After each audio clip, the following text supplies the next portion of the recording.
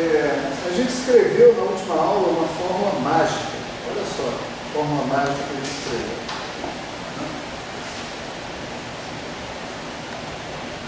Não sei se vocês compartilham a minha opinião, mas chegar nessa fórmula foi muito fácil. Né? Dada a complexidade, né, que a gente atribui para uma teoria de campo, etc. Então, chegar nessa fórmula, né, envolveu um algebrismo babaca e algumas pequenas considerações topológicas, né, em relação à gráfica de Feynman. Nossa fórmula mágica foi essa que está aqui, né? E ter o grau superficial de divergência, né, de um diagrama de Feynman qualquer, né? Isso era menos somatório. I 4 menos DI menos 3 meios FE mais DE menos 4. Brincadeira aqui era assim. Se o grau superficial de divergência for negativo, estritamente negativo, não pode ser igual a zero, né? O nosso diagrama de Feynman é chamado superficialmente convergente. Isso não garante que ele seja convergente, porque ele ainda pode conter subdiagramas que sejam superficialmente divergentes, né? Mas já é um bom sinal. Na fórmula em questão, esse MI, né, era o número de vértices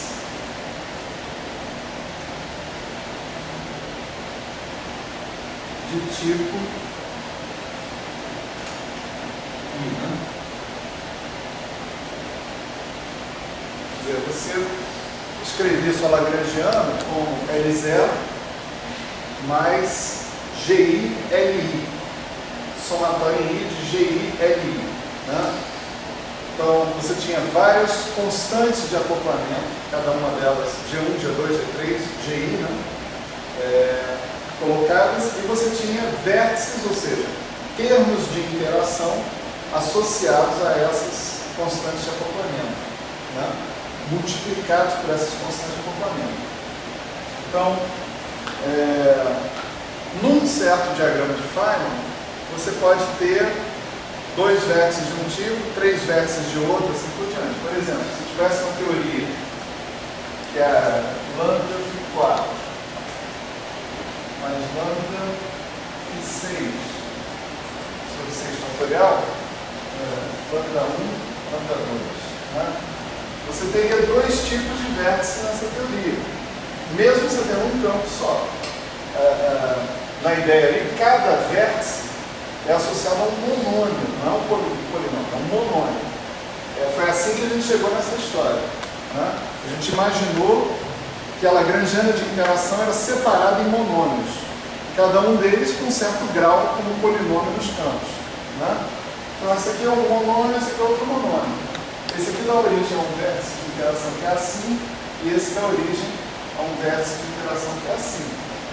Num certo diagrama de Feynman, nessa teoria que está aí, você pode ter, sei lá, 3 vértices do primeiro tipo e 4 vértices do segundo.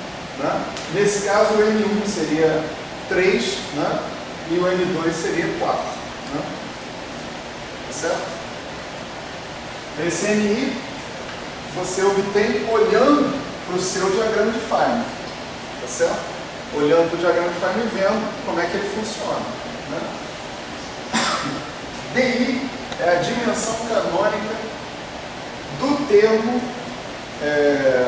LI, né? A dimensão em termos de massa. Nós estamos falando massa, a dimensão do termo LI é massa elevada a DI. Tá certo? Então, para tudo funcionar, 4 menos DI tem que ser a dimensão do lambda I, da constante de acoplamento. Tá certo? Então, esse cara que está aqui, né, é a dimensão da constante de acoplamento. Certo? FE pernas fermiônicas, pernas externas, né?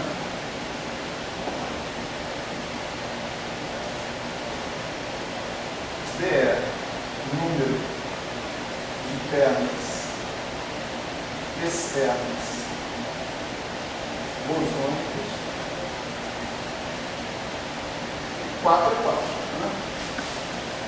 Então, isso daí, esse D, né, você obtém olhando para um determinado diagrama de Feynman. Você precisa saber, para saber o D, você precisa saber o quê? Você precisa saber a dimensão das constantes de acoplamento envolvidas, né? 4 menos DI, a dimensão de cada constante de acoplamento. Por exemplo, se é uma teoria Φ4 em 4 dimensões, esse lambda 1 é adimensional. Já o lambda 2, ele tem que ter a dimensão tal que ele compense a dimensão do Φ6. Né? Se o Φ tem dimensão 1, o Φ6 tem dimensão de massa a 6.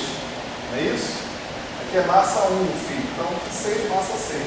O lambda 2 tem que ter dimensão de massa menos 2. Tá certo? Para que lambda 2 Φ6 tenha dimensão de massa elevada a 4. Tá certo? Esse cara tem dimensão de massa 6, esse tem que ter dimensão de massa elevada a menos 2. Então essa constante lambda 1 é adimensional, essa aqui tem dimensão massa elevada a menos 2. Né? Então aqui 4 menos D1 seria 0, 4 menos D2 seria menos 2. Nessa fórmula. Né? Então, a partir dessa fórmula é que a gente começou a analisar se as nossas teorias eram renormalizáveis, não renormalizáveis ou super-renormalizáveis. Tá certo? As teorias super-renormalizáveis eram as teorias em que a gente tinha um número finito de gráficos de Feynman que produzia, que tinha divergências superficiais, que eram superficialmente divergentes. Para que isso acontecesse, era preciso simplesmente que esse 4 menos DI fosse positivo. Certo? Se 4 menos DI, para qualquer I, né? Naturalmente, se 4 menos DI for positivo, então está garantido que esse termo aqui é sempre negativo. E mais, à medida que a ordem perturbativa cresce, ou seja, que se aumenta o número de vértices de todos os tipos, do tipo 1, do tipo 2, do tipo 3, né? Esse termo vai ficar negativo arbitrariamente grande. Tá certo? Esse termo aqui depende só do tipo de gráfico que você está considerando. É um tipo com 2 pernas fermiônicas externas e 3 pernas bosônicas externas. Isso aqui vira um fator fixo. Tá certo? Então, uma hora, se isso aqui é positivo, uma hora esse termo que está aqui ganha desse, e todos os gráficos dali em diante têm grau superficial de divergência negativo. Então, em princípio, com quem você tem que se preocupar? Com esses gráficos, que são um número finito de gráficos, tá certo? Que tem grau de superficial de divergência positivo ou nulo. Tá? Mas é um número finito de gráficos. Portanto, se isso aqui, esse 4 menos DI, né, maior que 0, né, a teoria é chamada de super-renormalizada. Né?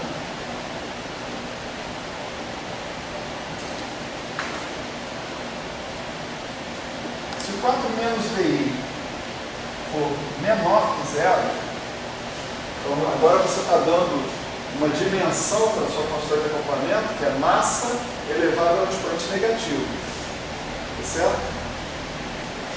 Que é massa elevada ao expoente positivo, massa elevada ao expoente negativo. Você já pode definir se sua teoria é renormalizável, super-renormalizável ou não renormalizável, olhando para a constante de acoplamento, para a dimensão dela. Tá certo? Então, se esse 4 menos DI é menor que 0, então esse termo aqui é positivo.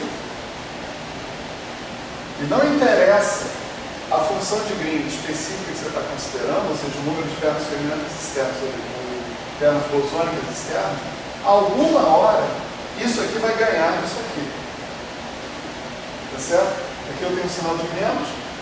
Mesmo que isso aqui seja positivo, alguma hora, para alguma ordem perturbativa, isso aqui vai ganhar isso daqui e eu vou ter um grau superficial de divergência positivo. E daí em diante, todos os gráficos de Feynman vão ser superficialmente divergentes. Então eu vou ter um número infinito de graus de gráficos de Feynman superficialmente divergentes. O grau superficial de divergência vai aumentar a cada ordem perturbativa que eu considerar. E eu não vou ter controle, eu não vou ter como lidar com essa situação. O mesmo gráfico, numa ordem posterior, uma mesma função de Green, calculada em segunda ordem tem um tipo de divergência, calculada em terceira tem uma divergência pior, calculada em quarta ordem tem uma divergência pior ainda, né? E assim por diante. Eu não tenho que fazer uma situação dessas, né? Aliás, eu tenho que fazer, eu tenho o que fazer, só que o que eu posso fazer para transformar essa teoria numa teoria finita não é consistente do ponto de vista físico. Né? Para falar um pouco mais sobre essa situação daqui a pouco. Então, nesse caso, essa é uma teoria dita não renormalizada.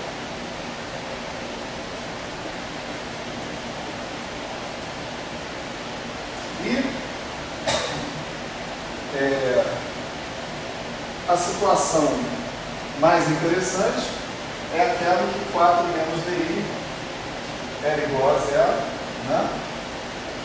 Aí você não tem que se preocupar com esse termo. Esse termo aqui, ele vai ser negativo, contanto que o FE e o BE sejam grandes o suficiente, tá certo? Se o FE e o BE forem grandes o suficiente, esse termo vai ser positivo e, portanto, vai dar uma contribuição negativa para o grau superficial de divergência. Né? Portanto, alguns tipos de funções de Green vão ser divergentes, superficialmente divergentes. Mas o tipo de divergência será sempre o mesmo, independente da ordem perturbativa que você considerar. Então, se você tiver em primeira ordem a divergência for logarítmica, em segunda ordem é logarítmica, em terceira ordem é logarítmica, em quarta ordem é logarítmica, assim por diante. Né? Essa é a situação perfeita para que eu consiga me livrar dos problemas tendo a estratégia da renormalização que a gente vai detalhar aqui hoje. Né? Ou seja, eu preciso renormalizar em todas as ordens perturbativas, de uma certa maneira, um número finito de funções de Green para a minha teoria. Né? Então, essa é a situação que é chamada de renormalizada. Certo? Vou dar um exemplo em teoria Φ4. Né? O segundo exemplo é QCD. Vamos chamar de exemplo. Né?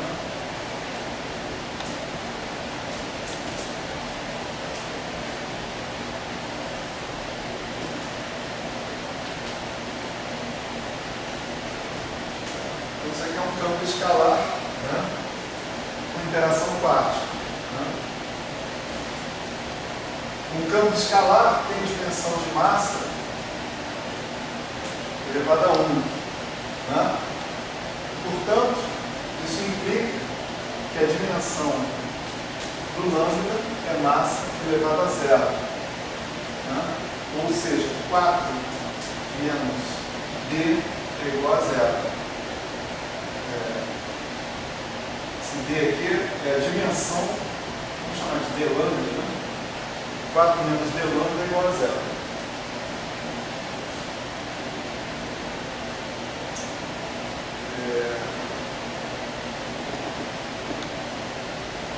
Chama de d φ4. esse D não está associado a constante, está associado ao monômio. Né? E a dimensão do monômio em questão é esse daqui. Então, essa teoria não contém nenhum campo fermiônico. Né? Então, você já pode escrever que FE é igual a zero nessa história. Então, o seu grau superficial de divergência vai ser simplesmente menos número de termos externos mais 4. Tá certo? Na teoria Φ4, sem quebra espontânea de simetria, né, você só tem diferentes de zero funções de Green de número par de termos externos. Né? Então, seu BE pode ser zero, naturalmente, mas zero não vale porque é vácuo, é bolha de vácuo. Né? Pode ser 2. Né? Então, o seu grau superficial de divergência pode ser 2, para duas terras externas, então pode ser 2, ou pode ser 4, no caso em que ele vai ser 0. Né? O BE é igual a 2, o grau superficial de divergência é igual a 2. O BE é igual a 4, o grau superficial de divergência é igual a 0. De BE é igual a 6, 8, 12, etc. em diante, o D é negativo e os gráficos são superficialmente convergentes. Né?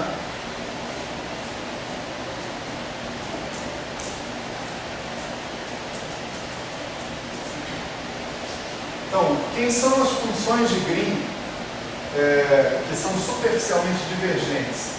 Né? Essa função de Green aqui, né, que é o propagador, que é a função de Green com duas pernas externas bosônicas. Né?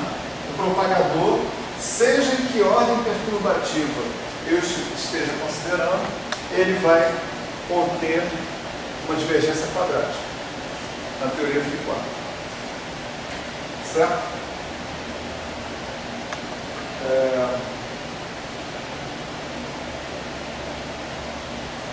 Certas coisas assim são muito simples, né? Nessa ordem que a gente está falando.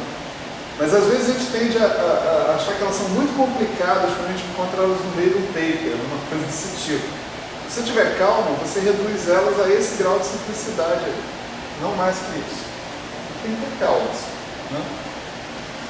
A divergência logarítmica, né, que é com D igual a 0, é característica da função de 4 pontos.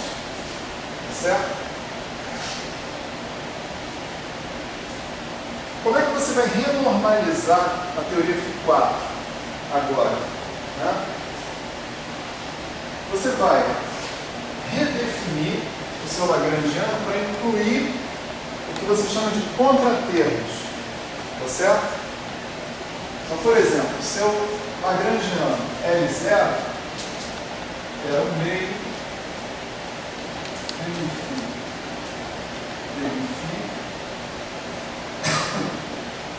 um meio de N2 Φ2. Né?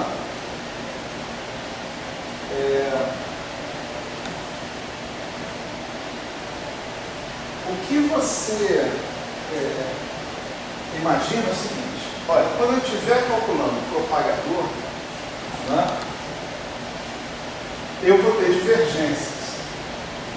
A ideia é que cada gráfico que eu produza que possua essas divergências essas divergências possam ser absorvidas por contribuições de gráficos análogos com coeficientes regulados que vão para infinito quando o regulador vai para o seu valor limite. Né? Por exemplo, se eu botar um cutoff, quando o meu cutoff for para infinito, esses coeficientes vão para infinito. Né? Se eu tiver regularização dimensional, quando a dimensão for para 4, o meu coeficiente vai para infinito. Né? Para a dimensão diferente de 4, o coeficiente não é infinito. Né? Então, a ideia é você adicionar o que você chama de contratermos, para você lidar com as divergências dessa função de 2 pontos. Eu diria para vocês darem uma olhada no Ryder, porque o Ryder faz explicitamente essas considerações, né? Ele calcula o propagador numa teoria Φ4 até um loop, né? E ele mostra que tem divergências nesse propagador que podem ser absorvidas se você adicionar um contratermo à lagrangiana do tipo Φ2, né? Ou seja, se você adicionar um cara que é um meio de ΔM ao quadrado Φ2, onde esse ΔM é um objeto infinito.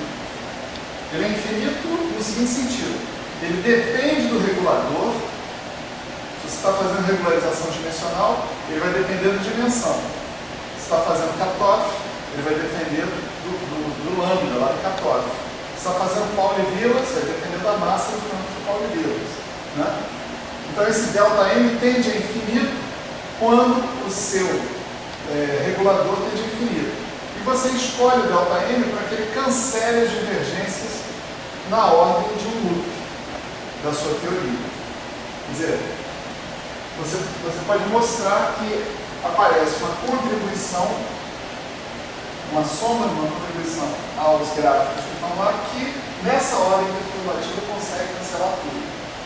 Quando você vai dar dois loops, né, você encontra uma divergência que você não pode cancelar dessa maneira. É uma divergência proporcional a P ao quadrado, ao momento ao quadrado.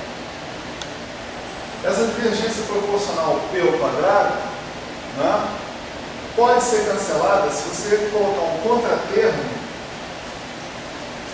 do mesmo tipo desse contratermo aqui. Vamos chamar isso aqui de ΔA, meio ΔA, meio φ, meio φ. Eu não vou demonstrar isso aqui, mas o ponto é: se ordem por ordem você escolher adequadamente ΔM e ΔA, você consegue deixar o seu propagador finito em ordem arbitrária. Você vai escolher o ΔA para você se livrar da divergência proporcional a P quadrado. E vai escolher o ΔM para se livrar da outra divergência que não é proporcional a P quadrado. Você, ordem por ordem perturbativa, você pode fazer a escolha desses objetos e cancelar essas divergências sem problema nenhum. Com isso, você é capaz de transformar essa função de Green em qualquer ordem que você queira, numa quantidade finita. Você diz que está renormalizado. Né? Essa outra função de Green que está aqui, você não consegue transformá-la numa quantidade finita simplesmente escolhendo ΔM e ΔA. Sobra uma divergência que você não consegue lidar com ela simplesmente escolhendo os valores de ΔM e de ΔA. Então, você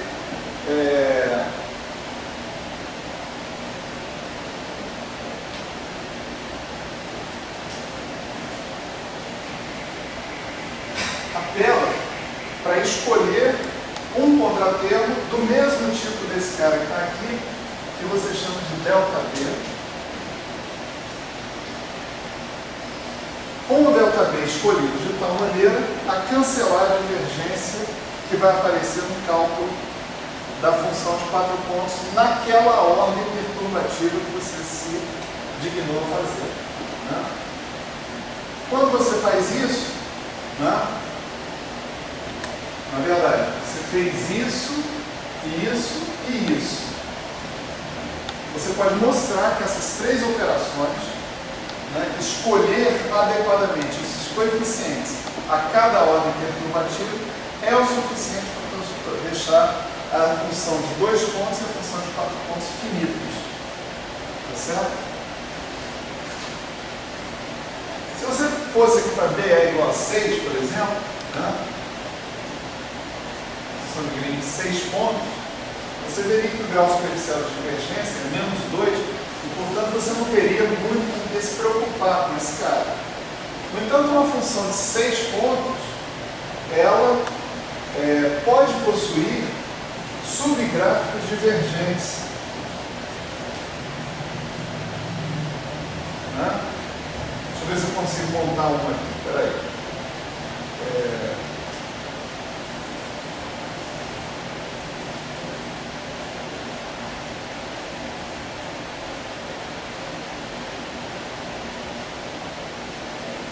Consegui.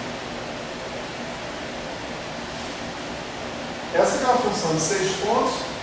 Em princípio, se você fizer o power counting, aqui você tem propagador para cacete, né? Quanto mais você aumenta o número de pontos, mais você aumenta o número de propagadores. 1, 2, 3, 4, 5, 6, 7, 8, 9 propagadores. Isso contribui para mandar o grau superficial de divergência lá para baixo. Né? No final, o grau superficial de divergência é menos 2. No entanto, tem um subgráfico aqui, ó, que é um gráfico que contribui para o propagador. Esse subgráfico, sozinho, ele possui uma divergência superficial quadrática. Só que ele não vai aparecer nessa conta que você está fazendo aqui. Então, apesar da tua conta ter informado que uma função de green de 6 pontos é superficialmente convergente, quando você for calcular essa função de green de 6 pontos para valer, você vai obter um resultado infinito. O que a renormalização faz? A renormalização conserta esse cara aqui, ó. Ele conserta, ela substitui esse cara por um cara que é esse cara menos as divergências associadas com ele. Esse termo e esse termo são os responsáveis por gerar regras de Feynman que vão corrigir essa divergência que está aí. Né? O resultado é que agora, com esse gráfico aqui finito, essa função de Green de 6 pontos é superficialmente convergente. Não é superficialmente convergente, mas é convergente mesmo. Depois da renormalização, esse cara aqui passa a ser convergente porque esse pedaço aqui, associado com o propagador, não é mais divergente. Você já transformou, já tirou as divergências dele. Então aí o grau superficial de divergência passa a ser, de fato, o comportamento assintótico do integrando que você está integrando ali. Certo?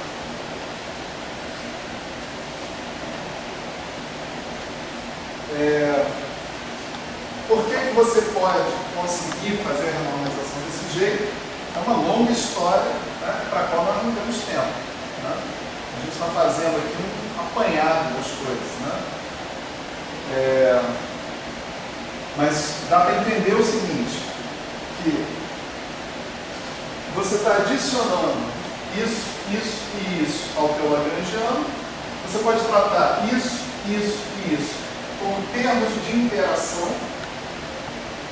Portanto, você pode pegar e associar regras de Feynman a esses termos de interação. E como eles são do mesmo tipo dos termos que estão contidos no seu lagrangiano, toda vez que você estabelecer uma regra de Feynman, né, por exemplo, como eles são do mesmo tipo, você pode absorver esse cara aqui, ó, né? Então, isso aqui vira 1/2 de 1 mais delta A dele φ menos 1/2 de M2 mais delta M2 φ2. Né? Quer dizer, esses coeficientes que estão aqui vão ser os responsáveis pela absorção das divergências, que você sabe que vão aparecer. Então você tem que escolher os coeficientes de modo que eles sejam funções potencialmente divergentes do seu regulador, de modo que eles cancelem as divergências. A sua teoria dita renormalizável, se você consegue fazer isso, usando nessa estratégia de obter novos contratermos, obter novas regras de Feynman, usando apenas termos que têm a mesma cara dos elementos básicos da sua lagrangiana.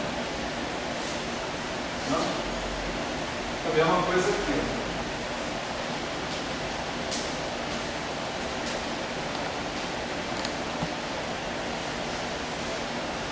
certo?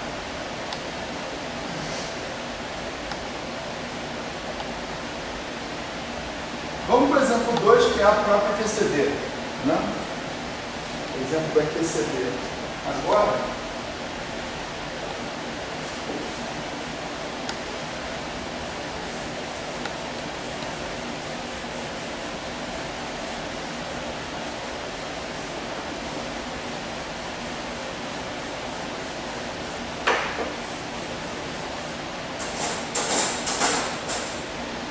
vai nos dar o seguinte, né?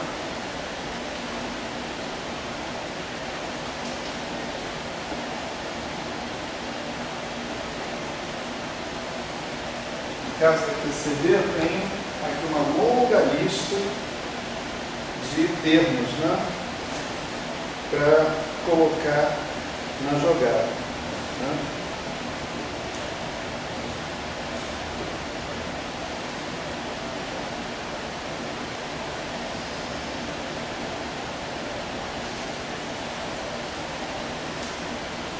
Então, eu tenho um lagrangiano que vai ser o seguinte, vai ser -1/4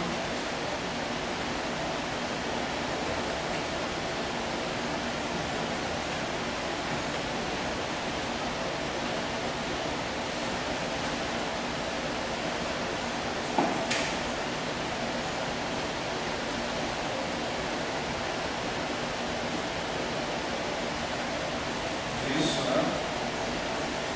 Mais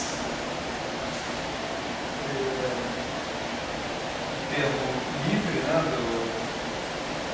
Vou colocar aqui mais o termo de fixação que está livre, né?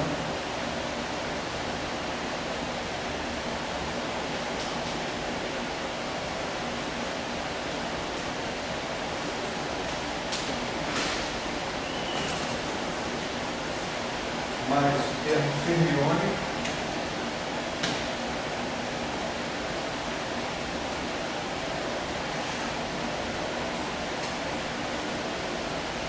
Certo?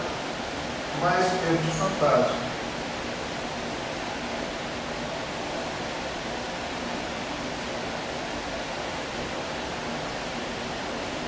Isso tudo é a chamada lagrangiana livre. Né? E a lagrangiana de interação, né? Ela vai envolver os termos associados com o campo de Coulomb, né? Vai ser G, FABC,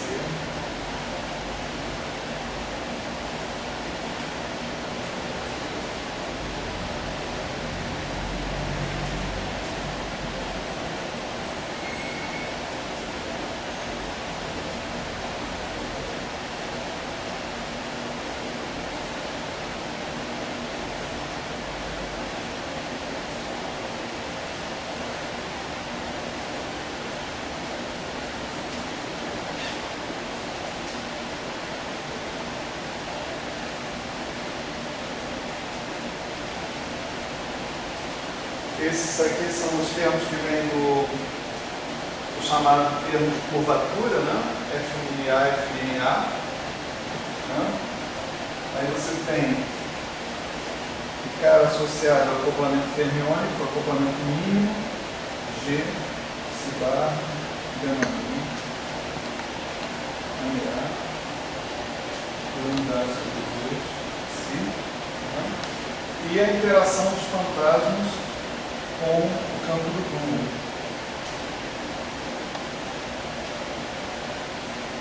Tião, ali na linha, o último fantasma é A também?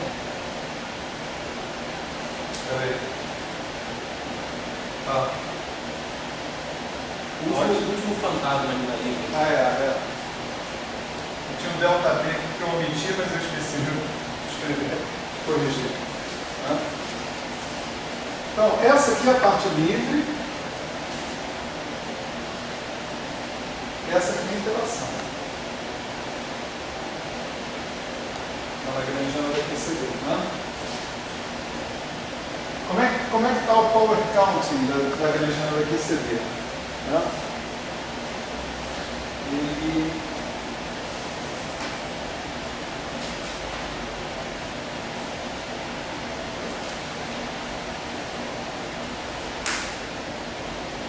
o power counting, né? Porque você tem vários termos, 1, 2, 3, 4, L1, L2, L3, L4. Você vê que a mesma constante aparece em todos eles, G, G, G e G. Tá certo? Essa constante a gente fez essa conta na aula passada e checou aqui, né? A dimensão de massa do campo A é 1, né? Massa elevada a 1. Né? Isso mostra que esse cara aqui tem dimensão de massa 4 e esse cara aqui tem dimensão de massa ao cubo, mas esse cara também tem dimensão de massa, então fica massa 4 também. Com isso, G é adimensional. Se G é adimensional, G2 também é adimensional. Né? Confirma-se essa dimensão de massa do G consistentemente aqui, porque o campo psi tem dimensão de massa 3 meios, o campo A tem dimensão de massa, 3 meios ao quadrado dá 3, mais massa 4, portanto o G tem que continuar dimensional. E a dimensão dos campos de fantasma, você tira do termo cinético do campo de fantasma, ele tem que ter dimensão 1 também, tá certo? Então aqui você tem 1, 2, mais 1, 3, com a dimensão do campo amigo 4, massa 4, confirma que a dimensão do G é 0. Então todas as constantes de acoplamento que aparecem aí, que em princípio têm que ser iguais, né? O fato de elas serem todas iguais é crucial para você ter invariância de gauge, invariância de calibre. Né? Se uma dessas constantes fosse diferente da outra, você não teria invariância de calibre, você já não teria mais a Lagrangiana de Young-Mills. Tá certo? Então a gente só está checando isso, mas isso é óbvio, isso que eu estou falando. Né? Então, essas constantes de acoplamento, todas elas têm dimensão 0, são adimensionais, portanto o grau superficial de divergência, no caso da QCD, é só o segundo termo lá, né? Menos 3 meios do número de pernas terminais externas, menos o número de pernas bosônicas, menos mais 4. Certo? Esse aí é o power counting para QCD. Atenção, esse também é o power counting para QED. Né? Aí, para você falar de QED, aqui basta você fazer FABC igual a 0. Tá certo? Porque o FABC são as constantes de estrutura do seu grupo. Se você está na QED, o seu grupo é o 1. As constantes de estrutura são todas 0, porque você só tem um gerador e ele comuta com ele mesmo. Né? Então, constante de estrutura 0 não tem esse termo, não tem esse termo. Constante de estrutura 0 não tem esse termo. Então, você só vai ter esse termo aqui, mas o power count não muda em nada. Certo? Então, essa contagem de potências, ela é válida para uma teoria abeliana ou não abeliana genérica. Dizer que essa teoria é renormalizada não depende de algumas outras coisas que a gente vai ver a seguir. Bom, agora o que a gente pode fazer é pegar essa fórmula aí e ir aplicando essa fórmula para descobrir todas as funções de Green que têm grau superficial de divergência maior ou igual que 0. Tá certo? Para isso aqui ser maior ou igual que 0, é preciso que isso aqui seja menor ou igual que 4. Tá certo? 3 vezes FE mais BE tem que ser menor ou igual que 4. Então, vamos lá.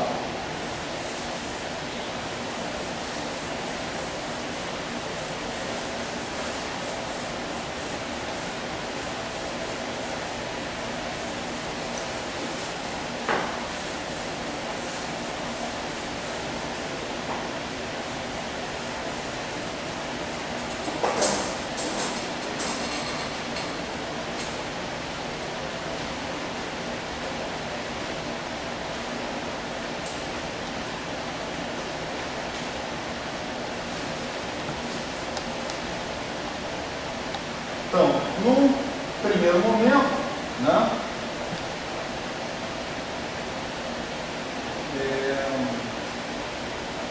vamos nos concentrar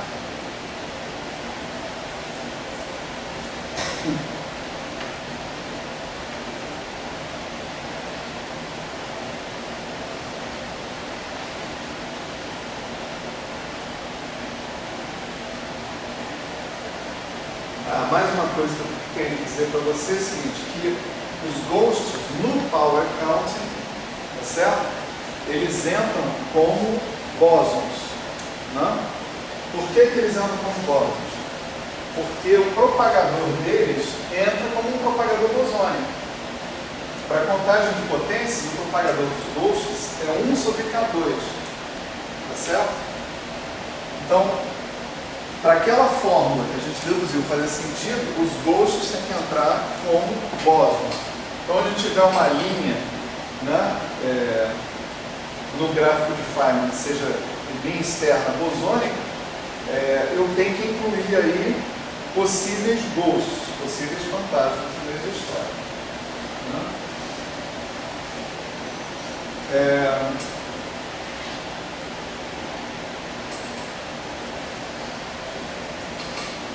Eu acho que esse cara não falou sobre isso aqui nesse livro, mas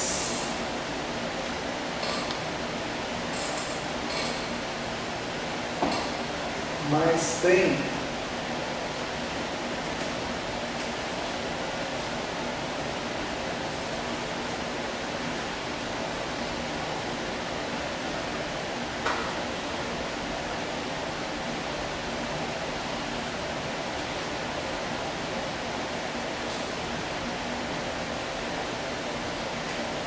eu ia falar outra coisa, falar do teorema de Fermi, mas acho que é melhor não falar. Porque não tem nada, não se aplica nesse caso para a gente. Então, vamos relacionar as possibilidades de a gente saturar essa desigualdade que está aí. Tá? Então, as possibilidades são essas aqui. F é igual a 2, PE igual a 0. Nesse caso, né, você tem aquele número ali em cima da 3, 3 é menor ou igual a 4. Né? Esse F é igual a 2, B é igual a 0, ele nos dá um grau superficial de divergência 1. Né? E ele corresponde a um propagador fermiônico. Né? A função de green de 2 pontos é um propagador fermiônico.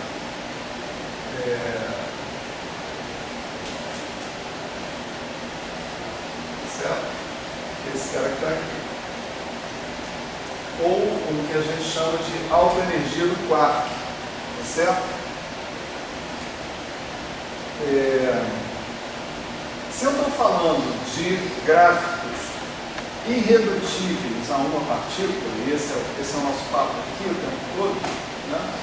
Na verdade, quando a gente vai considerar esse cara que está aqui, a gente está considerando o inverso dele. Né? O propagador, ele é o inverso do operador cinético, né? Em geral. Então, o inverso do propagador, você pode pensar que é o próprio operador cinético. Né? Então, essa função irredutível a uma partícula associada com o propagador, ela vai ter a mesma dimensão que o termo cinético, que o termo cinético vai ter. E no espaço de momento, esse termo cinético é tipo gama mi π mais m. Então esse cara tem dimensão de momentum, tá certo? Se você tem um grau superficial de divergência igual a 1, tá certo? Com um desses, vamos dizer assim, isso aí é o quê? Isso é o comportamento em altas energias do integrando. Mas esse integrando, ele tem que ter uma dimensão canônica de massa 1. Porque esse propagador, a parte irredutível a uma partícula dele, é proporcional a gama mi π mais m. Então, o comportamento, a dimensão do integrando tem que sobrar a dimensão final da função de Green que você vai ter. A dimensão final dessa função de Green envolve um Pmi mais N. Tem uma Pmi mais N. Então, desse 1 que está aparecendo aqui, eu tenho que descontar, porque vai sobrar um fator, sempre vai sobrar um fator proporcional a Pmi, ou um fator proporcional a M no meio da história. Então, o grau superficial de divergência, na verdade, ele é efetivamente reduzido em uma unidade. Não sei se deu para perceber. O que eu quero dizer é da natureza dessa função. Se você pensar, você está analisando a parte 1pi, né, do propagador, isso é proporcional no espaço de momento a P e M. Portanto, esse objeto 1pi vai ter a dimensão de Pmi, ele vai ter que depender do Pmi, e portanto vai sobrar uma dimensão de Pmi ali. Portanto, essa dimensão associada com Pmi não vai poder ser usada para fazer o comportamento divergente do propagador. O comportamento divergente do propagador vai ter que ser usado com as variáveis de integração dele, pura e simplesmente. Então, tem um grau superficial de divergência que se chama de efetivo, que é zero, que é esse daqui descontado o comportamento dessa função de Green. Certo?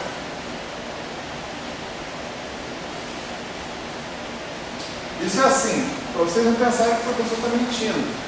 Né? Você vai lá, você vai fazer a conta. O professor falou, olha, a formuleta que ele escreveu lá no quadro diz que o grau superficial de divergência é 1. Ou seja, tem uma divergência linear ali, nesse gráfico, né? Nessas integrais. Aí eu vou calcular efetivamente e vou ver que o grau superficial de divergência é zero. Ele é logaritmicamente divergente. Mas por quê? Estou dando justamente essa dica. A dimensão do cara entra na hora de compensar o grau superficial de divergência.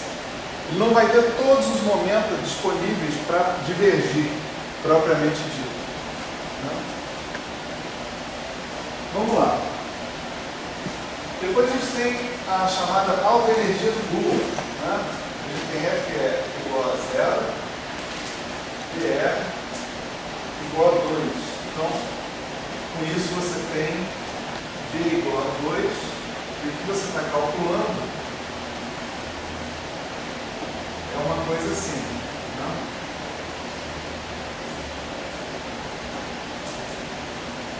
Só que esse objeto, ele também é proporcional, né, ao termo cinético do Bloom. O termo cinético do Bloom, se você integrar aqui, você vai ter A, alguma coisa, A. Esse é o termo cinético. Esse operador no espaço de momento, ele vai virar um projetor, né? Pmi menos zeta mini da Lambertiana. Tá certo?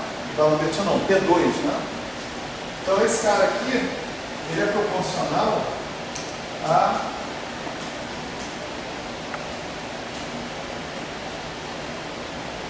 isso daqui. Bom, então você tem uma potência dupla de momento aqui. Isso significa que o grau efetivo dele também vai ser zero. Então sua fórmula está dizendo que o grau superficial de divergência é 2. Quando você vai calcular, você encontra não uma divergência quadrática, mas uma divergência logarítmica. E tem que ser assim. Por quê? Porque tem que sobrar potências de momento aqui para te dar a dimensão correta. Lembra que você não pode contar para a dimensão com a variável de integração, porque a variável de integração vai fazer ela sumir. Né? A integração vai fazer a variável de integração sumir. Então tem que sobrar uma potência de momento dentro do seu gráfico, de qualquer jeito. Isso vai descontar o comportamento ruim do seu integrando. Tá?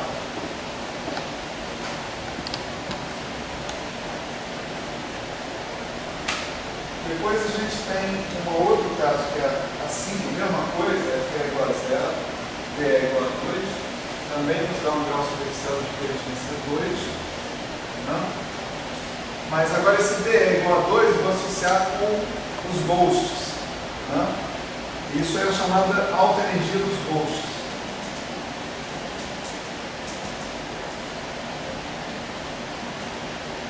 Esse cara aqui é proporcional a P2.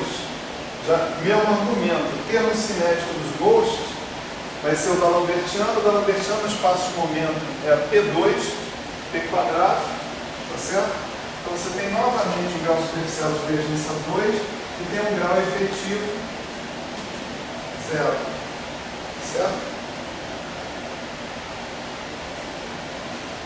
Depois a gente tem o vértice do ghost. Fe igual a 0, Pe igual a 3. No vértice do ghost, né, você tem isso aqui, ghost, nulo. Certo? Ghost, nulo. Né? Você vai ter uma função de Green aí que é uma função de Green envolvendo dois ghosts e um nulo. Você pode tirar uma regra de Feynman. Fácil, né? Para essa função de Green, para esse vértice. Né? Então, esse grau superficial de divergência vai ser 1, tá certo?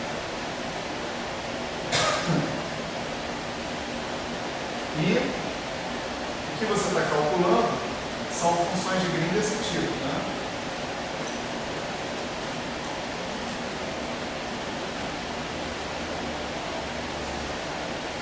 Aqui é sempre um PI, né? E como esse vértice de ghost sempre tem uma derivada dentro dele, então no vértice de Green você vai ter que sobrar sempre um momento, PI, dentro dele. Isso reduz o grau superficial de divergência a um grau superficial de divergência efetivo 0. Certo? Esse é o vértice de ghost. Aí você tem o vértice fermiônico.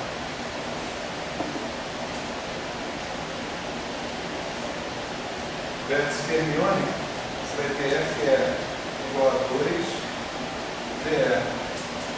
Be igual a 1. Né? Isso vai implicar D igual a 1, não, D igual a 0, perdão. Tá? Aqui, ó, F é igual a 2 vai dar 3, B é igual a 1 vai dar 4. Né? Então, 4 menos 4 mais 4, 0. Né? Então, o grau superficial de divergência é 0. E esse vértice é um vértice adimensional, quer dizer, ele não carrega, ele carrega uma constante de acoplamento aqui, mas a constante é adimensional, não tem mais nada sendo carregado dentro dele. Então o grau de divergência efetiva é o mesmo que o grau de divergência normal do cara. Certo? Daí a gente vai para o vértice de 3 gluons. Esse vai ser Fe igual a 0. P igual a 3. Né?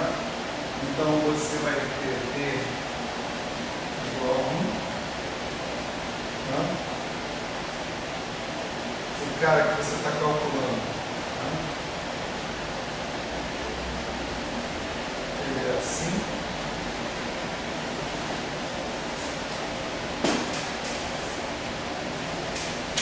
E esse vértice de 3 gluons, mesmo no tree-level, você vê que ele tem uma derivada aqui, no espaço de momento isso vai virar um momento, ele tem um PI, então ele vai ser proporcional ao PI, né? Portanto o grau de divergência efetivo dele vai ser 0 também. Tá? Aí a gente tem o vértice de 4 gluons, F igual a 0, D igual a 4.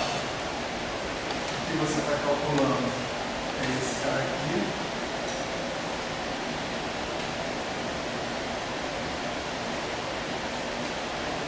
esse cara não possui momento nenhum ali, não tem nenhum operador cinético, não tem nenhum momento circulando, não tem nenhuma derivada desse vértice.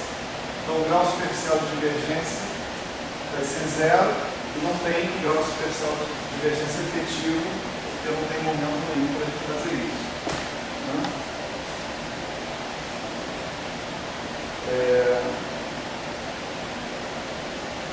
Aí a gente tem um outro cara que também pode ser diferente de zero, ele vai contribuir,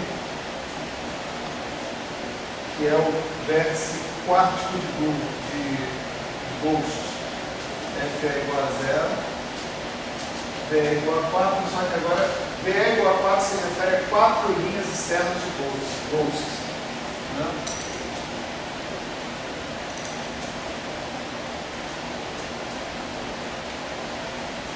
Quatro linhas externas de Ghosts. Mais uma vez, né? Você vai ter B igual a zero. Como é que você montaria um vértice quártico de Ghosts?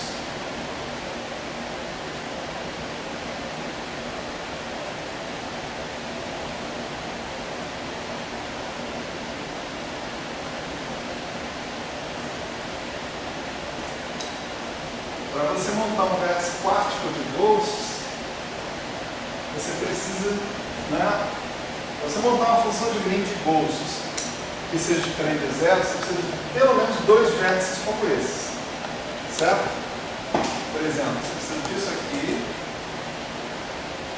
tá certo? E você precisa disso aqui. Aí, coisa mais simples a fazer, unir esses 2 caras, aí você tem uma função de Green de 4 Ghosts, tá certo? Aí você vai ter todos os loops aqui, você tem as correções, etc e tal. Mas a presença obrigatória desses, pelo menos 2 vértices de Ghost, vai me dizer que essa função de Green vai carregar um fator P2, Pmi. Porque cada vértice de Ghost tem uma derivada. No espaço de momento, essa derivada vai virar momento. Então cada vértice de Ghost carrega um Pmi, e esse cara que está aí vai ter que envolver, né, um comportamento desse tipo. Consequentemente, esse cara aqui tem um grau superficial de divergência efetivo igual a -2. Então, esse é um gráfico de Feynman que a contagem de potências diz que ele vai ser superficialmente divergente, mas que na prática, quando você for calcular, ele é convergente. Já dava para sentir, né? Uma coisa dessa fosse acontecer. Porque o grau superficial efetivo está sempre reduzindo. Numa hora que o cara era zero, se você reduz mais ainda, ele vai ficar negativo. E aí você termina com um gráfico convergente. Né? E tem esse outro aqui, ó, o vértice quártico, Ghost Glue. Então você tem Fe igual a 0 mais uma vez, Be igual a 4. Né?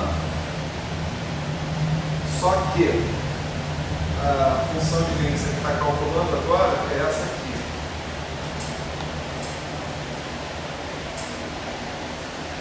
Dois Ghosts e 2 Glues. Então D igual a 0. Agora, para você ter uma linha externa de Ghosts, você tem que ter um vértice de Ghost Glue, pelo menos. Ali eu tenho 2 linhas externas, eu tenho 2 vértices de Ghost Glue. Aqui eu também tenho 2 vértices de Ghost Glue, pelo menos. Isso significa que eu também vou ter um comportamento de PMPI no mínimo nesse cara. Eu tenho um grau superficial de divergência efetivo -2 ou maior, dependendo se os glues que entram aqui utilizam um vértice triplo de glue. Porque o vértice triplo de glue também carrega momento. Então esse grau superficial de divergência efetivo pode ser menor, mais negativo ainda. Né? Então, tanto esse quanto esse tipo de gráfico você não precisa se preocupar, eles vão ser gráficos convergentes, embora o Power Counting esteja indicando que eles sejam bem gráficos superficialmente divergentes. Tá certo?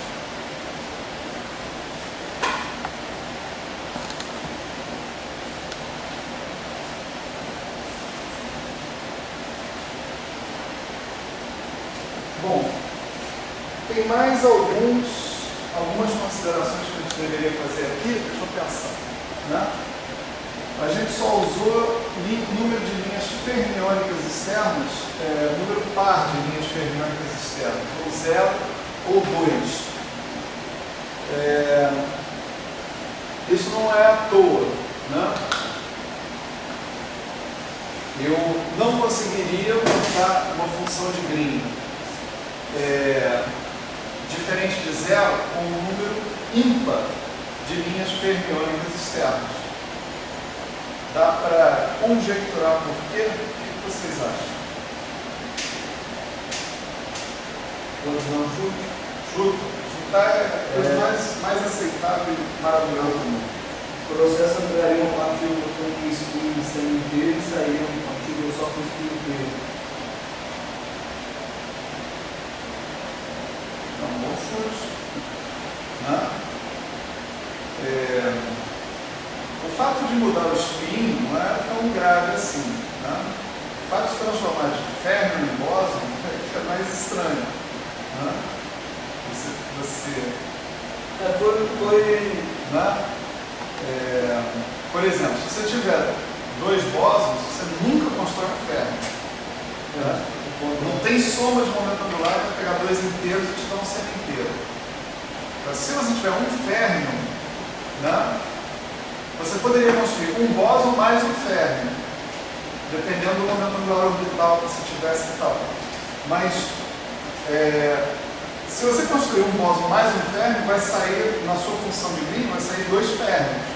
Não vai sair um férmio sozinho. E se você tiver qualquer coisa de spin semi-inteiro, em princípio é razoável que apareça. Você tem toda a razão, estou confirmando sua resposta. Né? Eu acho ótimo sua resposta. Né? É razoável supor que sempre você vai ter um número par. Mas tem uma razão algébrica aqui. Você pode olhar de cara. Né? Se você pegar esse cara aqui e esse cara aqui, isso aqui é tudo que depende de férmions, dos quarks, no caso, dentro da sua lagrangiana. E se você olhar ali, você vai ver que a dependência é quadrática. Tá certo? A dependência nos quarks é quadrática. Pode ser que tenha campos de Grumman no meio, um operador aqui no meio, etc. E tal. Mas se você olhar só para os quarks, a dependência da sua lagrangiana nos campos de quarks é quadrática. Aí tem aquela brincadeira toda de completar quadrado que a gente faz quando a gente vai chegar na teoria perturbativa. Você vai terminar um cara que é fonte para o psi, que é o eta barra, fonte para o psi barra, que é o eta barra, propagador completo da sua teoria, incluindo todas as ordens perturbativas, eta barra, propagador completo, eta. É assim que vai ser o seu funcional gerador, sempre os seus campos fermiônicos. O que você tem que fazer para conseguir uma função de Green fermiônica? Você tem que calcular a derivada funcional em relação a n derivadas funcionais em relação a eta, m derivadas funcionais em relação a eta barra e mandar eta barra para zero. Né? Se você tem um cara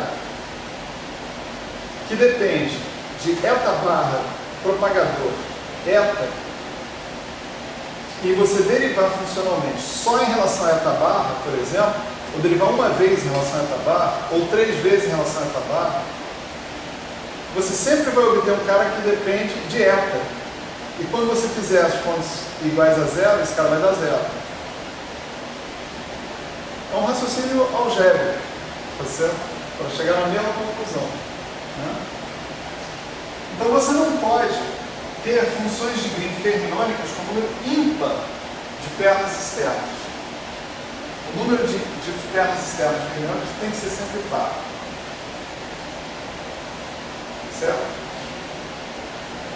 Então isso eliminou um bocado de coisa aqui, né? A gente pode ter FA igual a 0, igual a 2, igual a 4. Né? Se ele fosse igual a 4, o número de pernas bosônicas teria que ser 0. Não é isso? Mas se isso aqui for igual a 4, isso aqui é 4 sobre 2, dá 2 vezes 3, 6. 6 não é menor ou igual que 4. Então, você já tem uma função de Green superficialmente convergente, que está fora da nossa consideração aqui.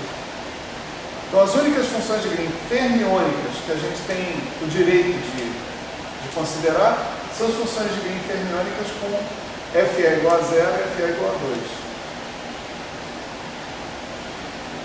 Certo?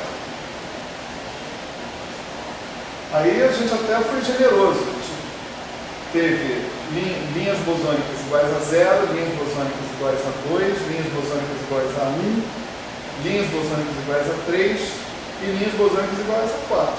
Fizemos todas as possibilidades aqui. Tá certo?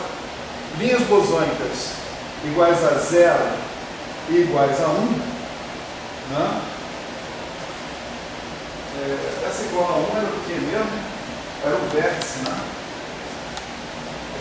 Era o vértice. Esqueci de anotar aqui. Era assim, né? O vértice é o acoplamento mínimo, né, entre o quarto e o duo, né?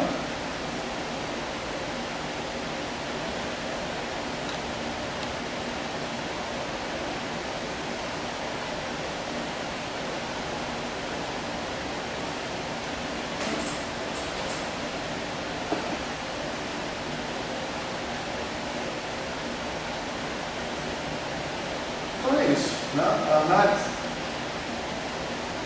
vai mostrar para a gente que a gente tem que considerar esse e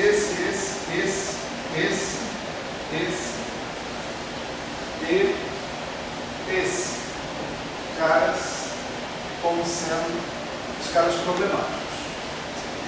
Então é do 1 até o 7, tá certo? O 8 e o 9, apesar de eles terem grau superficial de divergência 0, eles têm um grau superficial de divergência efetivo menos 2 e, portanto, não precisam ser considerados. Certo? Então, se você conseguir deixar finitos todos esses gráficos de Feynman que estão aí, né, todas essas funções de Green que estão aí, você resolveu o seu problema. Seu problema, então, é com propagador fermiônico, propagador gluônico, propagador de Ghost, vértice de Ghost, né? Ghost glue, vértice de quarto glue, vértice de glue triplo, vértice de glue quarto. Todos esses caras estão aqui na Lagrangiana de interação. São exatamente os caras que estão lá. Vértice de glue Ghost, vértice quarto glue, vértice de glue quarto, vértice de glue tríplice. Certo? Os propagadores, né? Propagador fermiônico, propagador bosônico, propagador gluônico, vão ser consertados com esse termo, com contratermos do mesmo tipo que esse, contratermos do mesmo tipo que esse e contratermos do mesmo tipo que esse. O argumento que você deu para os férmions não poderem estar em pernas ímpares também vale para os ghosts? Os ghosts, não, porque... também vale para os ghosts. Verdade.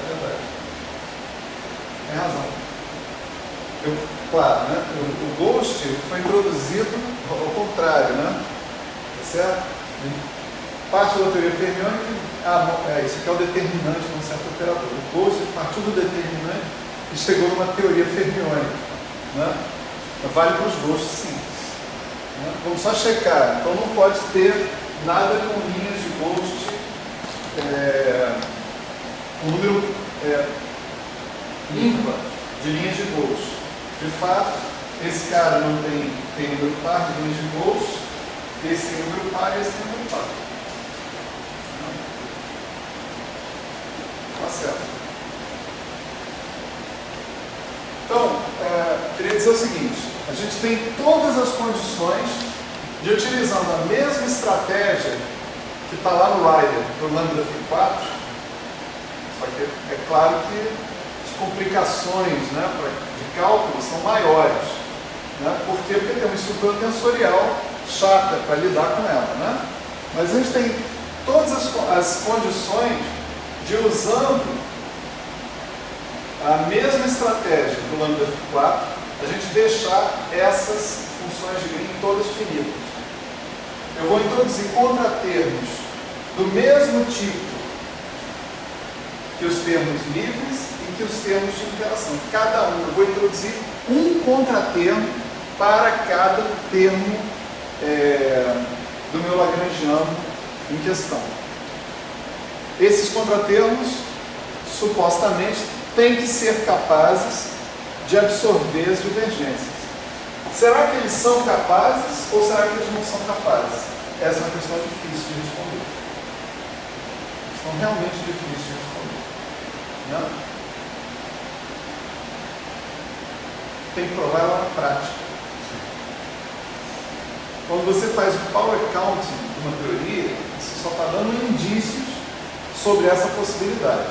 Por exemplo, se você faz o power counting da sua teoria da renormalizável, a estratégia já está desenhada. Eu vou adicionar contratermos iguais aos termos que eu tenho na minha lagrangiana, com coeficientes escolhidos adequadamente, de modo que, quando eu fizer a série perturbativa, eles absorvam as divergências. Então, essa é a receita, né? Vamos dizer assim. Eu tenho a teoria renormalizada, como é que eu sei disso? Eu vejo pelo power counting. Aí, estratégia, adicionar contratermos do mesmo tipo dos contratermos que eu tenho na minha lagrangiana. Será que isso é o suficiente? Eu vou conseguir realmente sempre absorver as divergências da minha teoria? A resposta, caso a caso.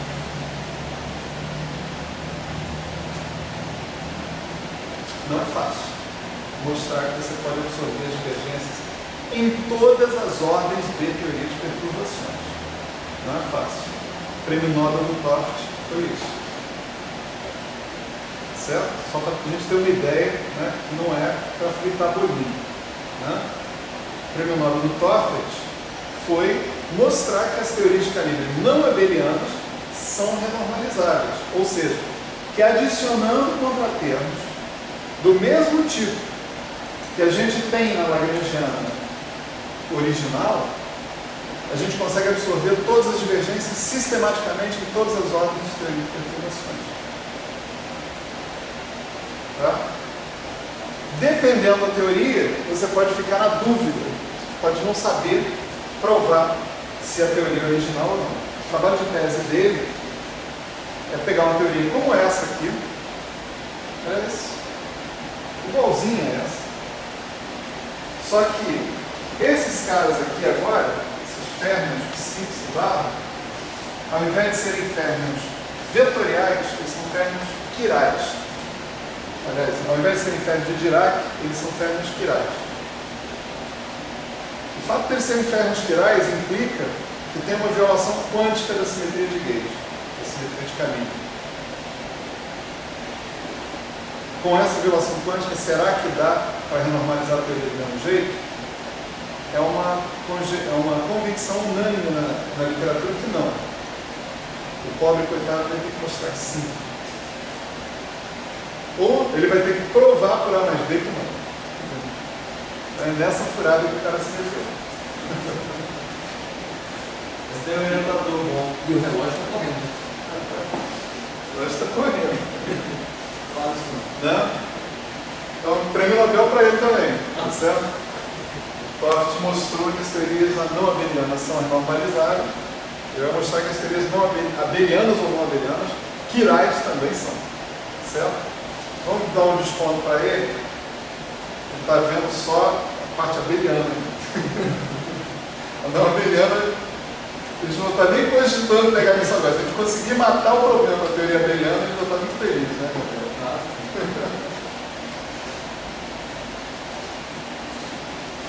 Então vamos lá.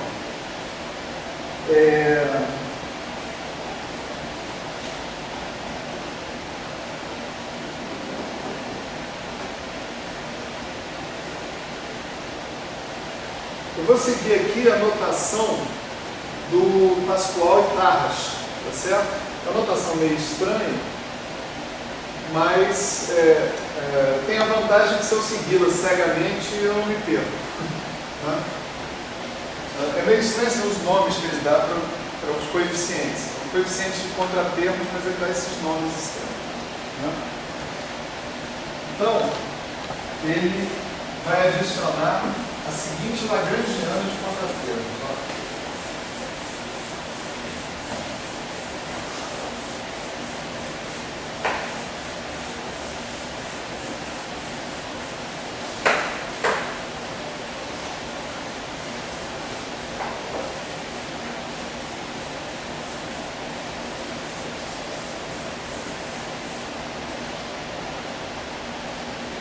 Chamar de LC, a gente vai substituir a lagrangiana por L mais LC, tá certo? Então esse LC ele vai ser assim, C3 e Young vezes menos 1/4 DI alinhado.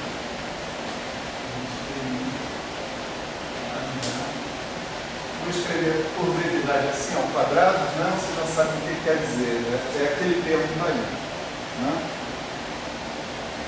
Mais C6